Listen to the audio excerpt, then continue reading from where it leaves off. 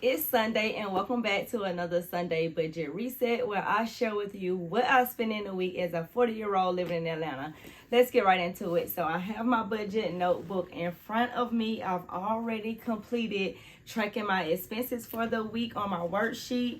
Y'all know I am heavy on my budget. I do not play when it comes to my budgeting, y'all. I check in with my finances every single Sunday before I do anything, just so I can see exactly what I've spent and where I'm at, so I know how to move forward in the week. So in today's video, I'm going to be reading you off what I spent in a week as a 40-year-old living in Atlanta. Now, I like to budget by budgeting categories. I have 7 different categories that I track my expenses up under, and I'm just going to read you off each one of my budgeting categories. And at the end of the video, we're going to come over to the spreadsheet and actually input this information inside of the budgeting spreadsheet.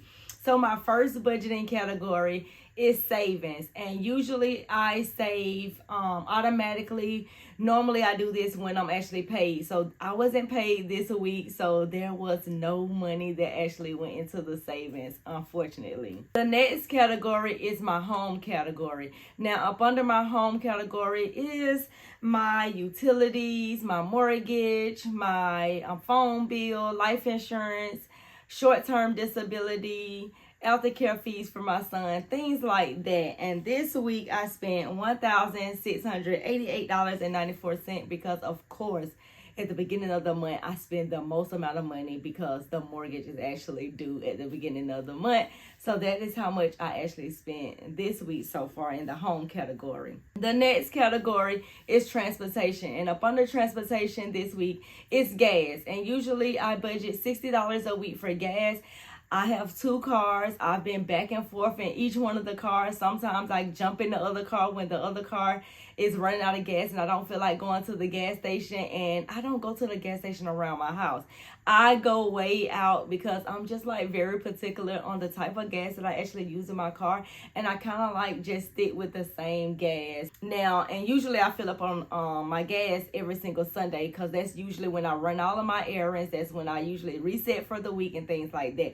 But sometimes your girl may be on E and I may have another day or 2 to go, and I may just put $10 in the gas tank just to get me, back home and back to work or something like that until the next day when I can actually fill up. And that's exactly what I did this week. So this week I spent $50.36 on gas. The next category is food. This is the category that I typically overspend in. Why? Because your girl loves to eat, for one, and your girl loves to eat out, for 2. I love the frappes. I love the smoothie bowls. I love the chicken wings and things like that. And I love to have a little bit of fun and go out with my friends. But this week, y'all, I spent $15.23. So not bad to start off the week, because usually your girl would have spent more. But I've been, challenging myself to actually eat at home, or if I do eat out, I just get like a quick little fries and a drink or something like that. I typically just don't go for a whole entire meal. So I'm just, or I may even just do one day a week of eating out. But $15, I'm not going to complain about it. I'm super happy about it.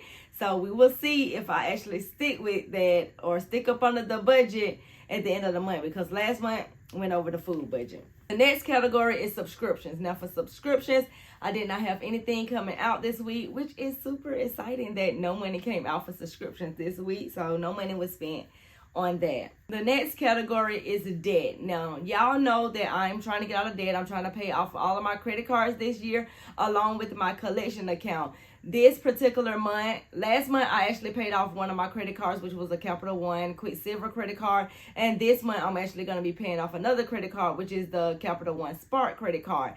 Now, let me know in the comments, because I do have money that I've made from content creation put away. So would you go ahead and just put that money towards the credit card? It's not enough to pay it off. So these are my options.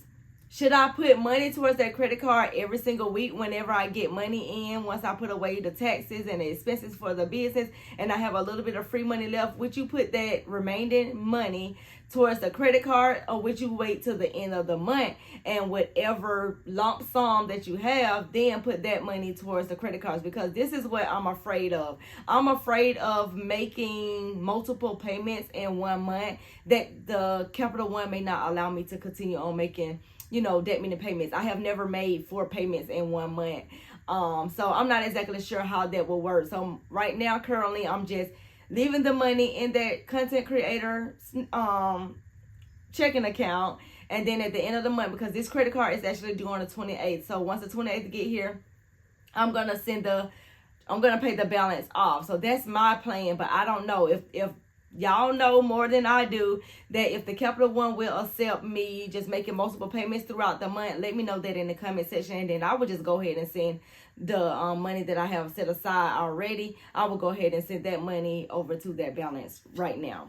The next category, oh, I didn't even tell you the amount that was spent on debt. So I'm trying to pay off I'm gonna be paying off the Capital One Spark credit card, but Capital One Saver, I still forget how to say that, but that payment actually came out this week, and that was $100 on that credit card. So that was the only payment that actually came out for that.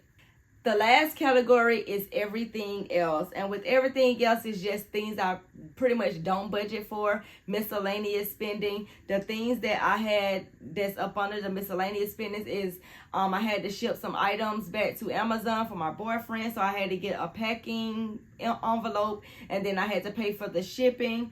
And then also this green light debit card. Something I signed up for my son to get a debit card. That keeps coming out, and I don't have the green light debit card. So what I'm figuring out is that I need to cancel that card. I need to contact them some type of way because I do not even have the credit card.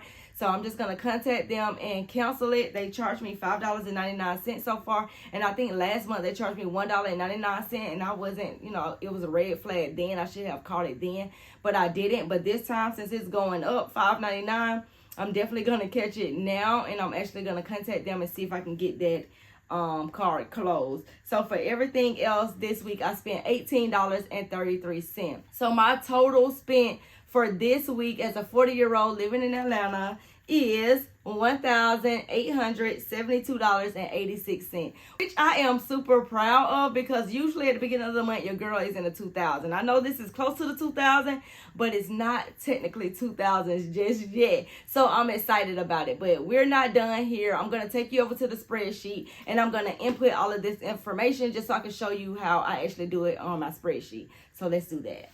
So here's the spreadsheet. I've already kind of like input all of my budgeted amounts for my income, savings, the bills, expenses, and my debt payment. Now I'm going to come over to the transaction tracker right here and just pretty much write everything inside of here that I just read off to you basically in the categories. But this one right here is basically, I'm going to list every single transaction. So instead of you seeing me put in every single one, I'm going to show you how I will put in the first one, and then I'm going to speed up the video. So the first thing I would do, I will come over to the date that I actually spent money, and that was the 3rd. And the amount of money I spent was $2.82. And then that was on food. So I would go down to food and out to eat and click there. Sometimes I put the thing that I actually spent money on so I can see like, okay, well, when I started to add this stuff up, what did I actually spend money on? So this right here was a frappe from McDonald's. Right now they got a $2 off, just in case you are interested. If you download the app, they got a $2 off. So I get the frappe for $2.82. So now I'm going to speed the video up so I can go ahead and input the rest of the expenses.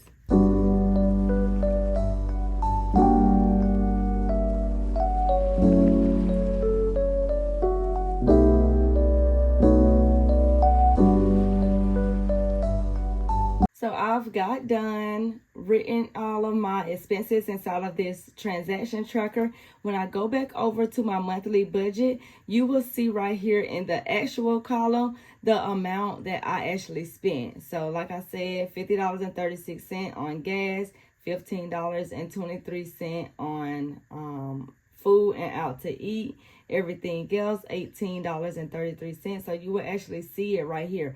I didn't budget for everything else, so I don't have any room in my budget to spend anything on stuff that I didn't plan for. So this is how the spreadsheet look once you fill it in. And then once you input the information for your bills coming out, so like my short-term disability, one of the payments already came out, so I can go ahead and put the $82.44 here.